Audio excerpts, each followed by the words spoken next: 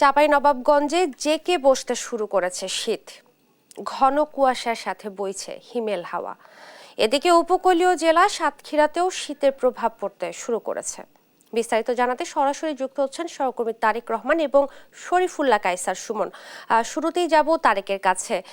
তারেক, শীতে জনজীবনে কি পরিবর্তন দেখছেন জানাবেন, এবং কেমন আছেন খেটে খাওয়া মানুষগুলো সেটাও জানাবেন।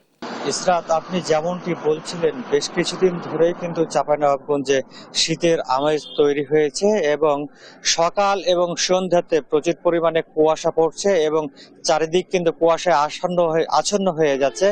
আমরা গতকাল রাত্রে এবং আজকে সকালেও কিন্তু সূর্য উঠেছে, সূর্য ওঠার পরপরই কিন্তু কুয়াশার ঘন ঘটা কেটে গেছে এবং প্রতি সকাল এবং সন্ধ্যায় 15 ডিগ্রি তাপমাত্রা, 15 ডিগ্রি সেলসিয়াস তাপমাত্রায় কিন্তু উঠানামা করছে। তবে আপনাকে বলে রাখি, কিছু শীতকালীন যে শাকসবজি আছে, সেই শীতকালীন শাকসবজি কিন্তু এই শীতের কুয়াশায় নষ্ট হওয়ার উপক্রম হয়েছে বলে আমাদেরকে কৃষকরা জানিয়েছেন। এবং খেটে খাওয়া যে নিম্ন আয়ের মানুষ আছে, তারাও কিন্তু সকাল সন্ধ্যায় কিন্তু তাদের যে শীতের যে কাপড়, সেই শীতের কাপড় জড়িয়ে কিন্তু তারা ঘর থেকে বের হচ্ছে। কিন্তু আরো কয়েকদিন অপেক্ষা করতে হবে, যে চাঁপাইনবাবগঞ্জের যে হিমেল শীতল হাওয়া কিন্তু বইতে শুরু করেছে। এই যত দিন গড়াবে ততদিন কিন্তু এই হিমেল শীতল হাওয়া আরো বাড়বে বলে আমাদেরকে স্থানীয় এবং আবহাওয়া অফিস সূত্রে আমরা জানতে পেরেছি। যে ইসরাত, আমি এই মুহূর্তে দাঁড়িয়ে আছি চাঁপাইনবাবগঞ্জের শান্তি মোড় এলাকায়। এই শান্তি মোড় এলাকায় কিন্তু আমরা এসে যে বিষয়টি দেখতে পেয়েছি, যে স্থানীয় দোকানদার, রিক্সা চালক এবং নিম্ন আয়ের যারা খেটে খাওয়া মানুষ আছে, তারা কিন্তু শীতের পোশাক পরে আসছেন এবং তারা কিন্তু ঠান্ডায় কিন্তু জবুথবু অবস্থায় তাদের কিন্তু পরিস্থিতি সৃষ্টি হয়েছে। ইসরাত, আমরা এই মুহূর্তে যেতে চাই সাতক্ষীরায়, সেখানে অপেক্ষা করছেন শরীফুল্লাহ কায়সার সুমন। তার কাছ থেকে আমরা জানবো বিস্তারিত। যে সুমন, আপনি আমাদেরকে জানাবেন সাতক্ষীরার শীতের পরিবেশ আপনি কেমন দেখছেন? তারেক, সাতক্ষীরাতেও কিন্তু চাঁপাইনবাবগঞ্জের মতো একইভাবে শীত পড়তে শুরু করেছে। শীতের তীব্রতাও একটু একটু করেও কিন্তু বাড়ছে। এই যে মাঝ অগ্রহায়ণে, বিশেষ করে হেমন্তের এই পর্যায়ে এসে শীতের যে দেখা দিয়েছে, সেটি কিন্তু সাধারণ মানুষকে বেশ অনেকটাই কষ্ট দিচ্ছে।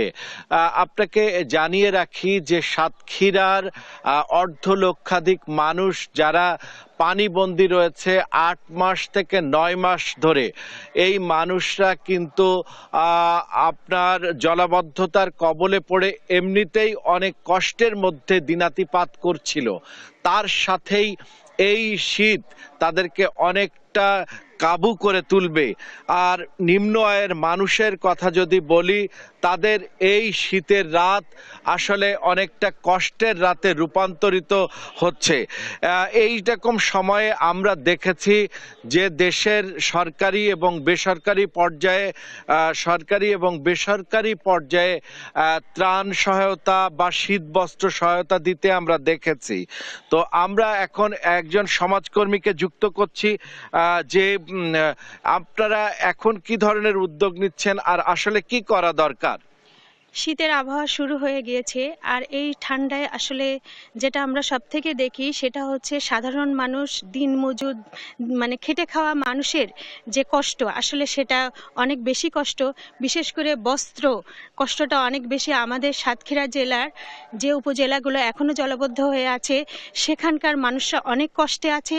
এবং আমার যেটা চাওয়া থাকবে যে সরকারি এবং বেসরকারি প্রতিষ্ঠানের সবার উদ্যোগ থাকবে যে শীত বস্ত্রটা এই শীতের মৌসুমের মধ্যেই যেন সাধারণ মানুষের কাছে পৌঁছে যায়, যাতে করে তারা যেন এই কষ্টর দুর্ভোগ থেকে একটু হলেও স্বস্তি পায়।